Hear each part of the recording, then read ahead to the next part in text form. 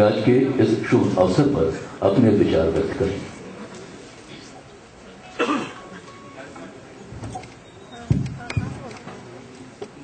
माननीय मुख्यमंत्री ji, school of good governance के director general professor H P. Dikshit, उपस्थित माननीय मंत्री जी, अन्य महानुभाव, देवी और सज्जनों, आप सबका इस आयोजन में हार्दिक स्वागत है। प्रोफेसर दीक्षित ने अभी आपसे बहुत सूक्ष्म कुछ बातें बताने की कोशिश की। मैं थोड़ा सा उसका विस्तार समझाना चाहता हूं। ये माननीय मुख्यमंत्री जी का दृढ़ निश्चय रहा है कि सरकार को चलाने के लिए आम जन की लगातार अनवरत सतत भागीदारी हर स्टेज पर, हर चरण में, हर लेवल पर बहुत जरूरी है और उनसे सीधा और लगातार संवाद बनाए रखना इस उद्देश्य से आवश्यक है। आप सबको ज्ञात ही है कि पिछले 3 वर्षों में माननीय मुख्यमंत्री जी ने अपने स्तर पर विभिन्न समूहों, वर्गों, इंटरेस्ट्स और अलग अलग सेक्टर से नाता रखने वाले लोगों के साथ पंचायतें की, कुछ बड़ी कुछ छोटी, जहां ये कोशिश रही कि आम व्यक्ति कोई भी उस वर्ग या उस समूह का मुख्यमंत्री जी से सीधे संवाद कर सके, उन आइडियाज को मुखर कर सके जो उसकी दृष्टि में या उसके अनुभव के आधार पर सरकार के विचार योग्य है और ऐसे सुझाव जिन पर कार्य किया जा सकता था या जिनकी शासकीय निर्णय या नीति के रूप में परिणति हो सकती थी, ऐसे अनेक सुझावों पर अमल किया गया और उनका नतीजा आप इस मध्य प्रदेश शासन की पिछले 3 वर्ष की नीतियों में परिलक्षित होता देख चुके हैं।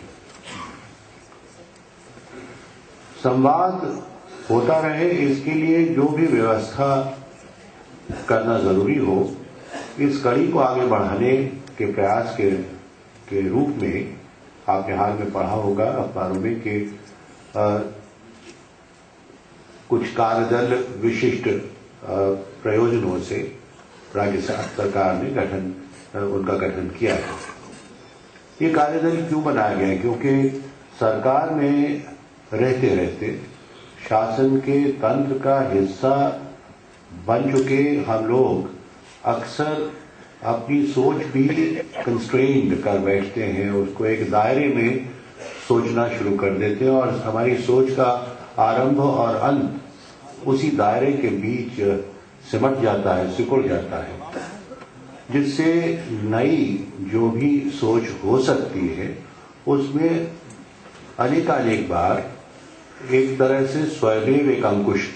लग जाता है। प्रजातंत्र का ये मूल मंत्र सिद्धांत है कि चुने हुए प्रतिनिधि जो हर 5 साल बाद या जो भी अवधि निर्धारित होती है उसके बाद चुनकर आए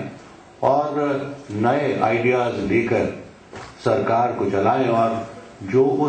उस समय जब वो चुनकर आए, जो विद्यमान आकांक्षाएं होती हैं, आशाएं होती हैं, अपेक्षाएं होती हैं आम जन की, उनको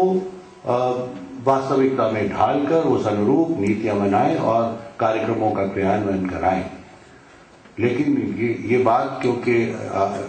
इस आयोजन पर मुझे एक स्थायी सिविल सर्वेंट के रूप में स्वीकार करने में बहुत हिचकिचाहट नहीं है कि अक्सर जनप्रतिनिधियों की सोच को सीमित करने का काम भी मेरे जैसे सैकड़ों हजारों सिविल सर्वेंट्स अक्सर करते रहते हैं। मुख्यमंत्री जी ने इस दायरे को लगातार बहुत सफलतापूर्वक तोड़ा है पिछले 3 सालों में और मैं इस बात को सहर्ष आप सार्वजनिक रूप से स्वीकार करना चाहता हूं लेकिन इसके लिए वो वास्तविक रूप से बहुत बहुत बधाई के पात्र है, क्योंकि ये दायरा तोड़ना आम आदमी के बस का आमतौर पर नहीं होता। अब क्योंकि हम भी मुख्यमंत्री जी के निर्देशानुसार उनके मार्गदर्शन में अपनी सोच का दायरा बढ़ाना सीख चुके हैं, इसलिए इसको अगली कड़ी तक ले जाना अब हाल के चुनावों के बाद जब सरकार चुन के आई है तो ये एक तय मुख्यमंत्री जी ने किया है और उसी एक राह पर आगे चलने का यह प्रयास है। जिन कार्यदलों का मैंने जिक्र किया, हमने उन कार्यदलों में स्थायी रूप से जो हमारे अधिकारी हैं वो तो रहेंगे ही, लेकिन विषय विशेषज्ञ रहेंगे जो समाज के विभिन्न क्षेत्रों से आएंगे और इसके अतिरिक्त कोई सीमा नहीं बांधी गई है। कोई भी व्यक्ति जिसको उस विषय में रुचि हो या उसका अनुभव हो उसे भी आमंत्रित करने का स्कोप रखा गया है, ताकि वो इन कार्यदलों में बैठकर सालों तक सरकार को अपने विचारों से अवगत कराता रहे। और जाहिर है जो विशेषज्ञ किसी भी विषय के होते हैं वो आम जन से, सिविल सोसाइटी से जो लगातार डायलॉग उनका बना रहता है उसको किसी तरह से उसको सरकार तक पहुंचाने का के माध्यम का भी काम करते हैं। तो हमें बहुत उम्मीदें हैं इन कार्यदलों से, ये स्थायी रूप से कार्यरत रहेंगे और ये एक प्रोसेस चलता रहेगा जिसको मुझे विश्वास है कि आने वाले महीनों में आप कार्य रूप में परिणत होता देखेंगे। उसकी आगे ये कड़ी है कि पंचायतें हुई, लेकिन उसमें कुछ 100,000, कुछ कहीं 50,000 लोग भी आए, 1 लाख भी आए, लेकिन ये सतत रूप से चलता रहे और लोग सुविधा पूर्वक अपने आइडियाज को सरकार तक पहुंचा सकें। इसका सबसे बड़ा माध्यम, सबसे अच्छा माध्यम, सबसे सरल माध्यम इंटरनेट के अलावा कुछ नहीं हो सकता है और इसी से जन्म लिया है आइडियाज फॉर सीएम नाम की इस वेबसाइट। इस वेबसाइट पर जो भी सुझाव होंगे, हमने ये आपको स्पष्ट रूप से बताने की कोशिश की है आमजन को कि इसमें किसी प्रकार की शिकायतें लॉग ना हो, क्योंकि शिकायतों के लिए हमारी एक और वेबसाइट है जिसमें आम जन की ग्रीवेंसेस जितनी शिकायतें होती हैं उनको लॉग किया जाता है, उनका परीक्षण किया जाता है, उनका निराकरण किया जाता है। आपने समाधान ऑनलाइन का नाम सुना होगा जो मुख्यमंत्री जी प्रत्येक माह करते हैं और उस जब से वो कार्यक्रम आरंभ हुआ प्रत्येक माह में मात्र 1 घंटा मुख्यमंत्री जी जो भी उस दिन चुनी जाती हैं शिकायतें उनका निराकरण करते हैं। एक इस एक्सपेरिमेंट से, इस प्रयास से जो हजारों की संख्या में शिकायतें सभी कार्यालयों में यहाँ से लेकर जिला स्तर और उससे भी नीचे स्तर तक लंबित रह जाए करती थी, वो कुछ सैकड़ों में सिमट गई।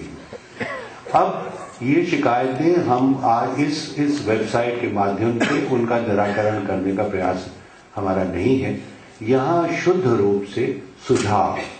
सुझाव जो आपको लगता है सरकारी कामकाज में सुधार ला सकते हैं, सुझाव ऐसे जिनके आधार पर अगर कोई नीति निर्मित की जाती है तो उस नीति का आम जन, क्योंकि आप ये मान के चले ये मुख्यमंत्री जी हमें लगभग हर रोज अगर हर घंटे नहीं याद दिलाते हैं कि उनका पहला सरोकार उस व्यक्ति से है जो अंतिम छोर पे खड़ा है, जो सबसे गरीब है, जिसकी आवाज यहाँ तक पहुंचने में लाखों तरह की अड़चने होती हैं। ऐसे सरोकार, उस व्यक्ति के सरोकार जो अंतिम छोर, अंतिम पंक्ति पे खड़ा है, उसके लिए आप आमजन या प्रबुद्ध वर्ग, पढ़े लिखे लोग, विषय विशेषज्ञ, आप क्या सुझाव दे सकते हैं जिससे आपको लगता है कि शासन की ओर से जो डिलीवरी ऑफ सर्विस है उसमें कोई सुधार हो सकता है या उस सर्विस में कोई क्वालिटेटिव, उसकी गुणवत्ता में कोई परिवर्तन हो सकता है या परिवर्धन हो सकता है, उसमें और कुछ किया जा सकता है, कुछ और जोड़ा जा सकता है जिससे जो सबसे गरीब है या जो सबसे कमजोर है उसकी जिंदगी में कोई सुधार लाया जा सके। और केवल अंतिम छोर पे खड़े हुए नहीं, हमारे विद्यार्थी, हमारे युवा, उनके कल, उनके भविष्य के बारे में क्या ऐसी नीति हम बना सकते हैं, ऐसे कौन से प्रयास कर सकते हैं जिनसे उनका कल हम सुनिश्चित कर सकें। दुनिया में इस वक्त बहुत तमाम तरह की अनसर्टनिटीज हैं। बहुत से लोगों को आज ये डर लग रहा है कि वो रोजगार के अवसर या उनके हाथों में आएंगे नहीं, या जो रोजगार वो आज कर रहे हैं उस रोजगार में कहीं कोई अड़चन तो नहीं आने वाली उनके एम्प्लॉयमेंट में। जब अर्थव्यवस्था एक तरह के प्रेशर में है, एक दबाव में है, उस वक्त हमारे युवा वर्ग हों, हमारे विद्यार्थी हों जो आज पढ़ रहे हैं, उनके एजुकेशनल सिस्टम में क्या सुधार किया है, इसकी कोई सीमा नहीं है। लेकिन जो बात मैं कहना चाहता हूं वो ये है कि सुझाव जो आपको लगता है कि आप हमारे इस सिस्टम में किसी भी तरह से अगर उसे क्रियान्वित किया जाता है तो हम किसी बेटर स्थिति में पहुंच पाएंगे।